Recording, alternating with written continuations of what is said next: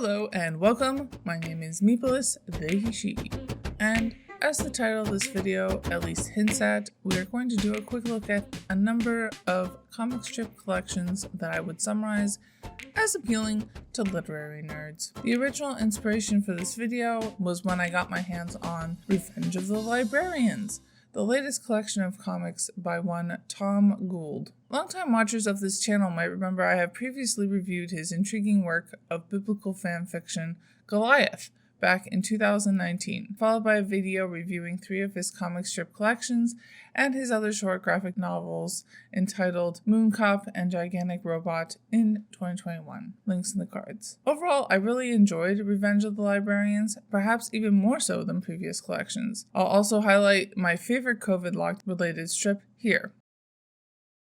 Keywords I've used to describe Gould's work include deadpan, academia, literature, SFF tropes, science, and bureaucracy. Content warnings for one strip that references Harry Potter. It is summarized thusly. Quote, Tom Gauld returned with his wittiest and most trenchant collection of literary comics to date. Perfectly composed drawings are punctuated with the artist's signature brand of humor, hitting high and low. After all, Gauld is just as comfortable taking jabs at Jane Eyre and Game of Thrones. Some particularly favored targets include the pretentious, procrastinating novelist, the commercial mercenary of the dispassionate editor, the willful obscurantism of the vainglorious poet, Quake in the presence of the stack of bedside books as it grows taller, gnash your teeth at the ever-moving deadline that the writers never meets, Quail before the critic's incisive dissection of the manuscript, and most importantly, seethe with envy at the paragon of creative productivity.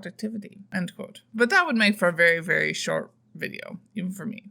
So on to the next pick. Considering how long it has been taking me to get my hands on Kate Beaton's recently published memoirs, Ducks, I felt inspired to reread some of her previously published webcomic collections.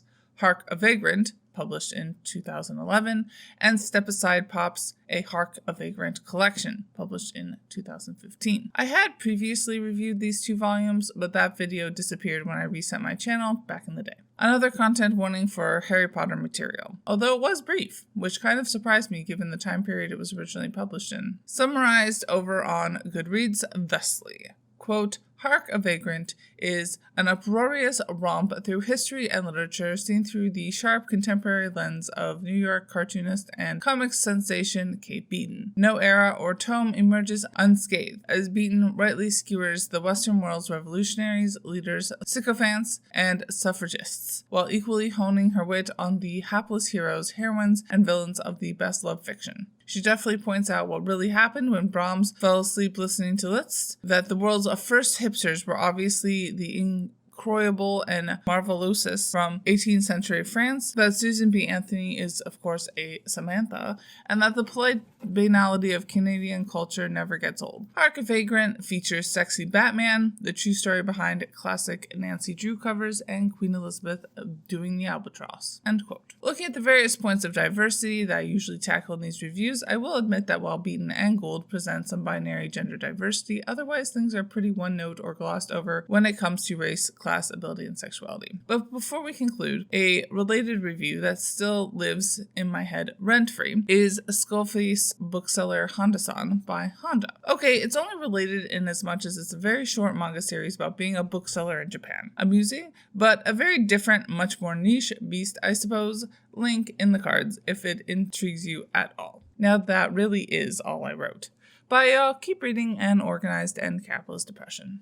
And as always, Literally Graphic is created on land that should be given back to the traditional landholders, which in this case is, to my knowledge, the Mississaugas of the Credit First Nation, Anishinaabe people, the Haudenosaunee Confederacy, and the Huron-Wendat Nation.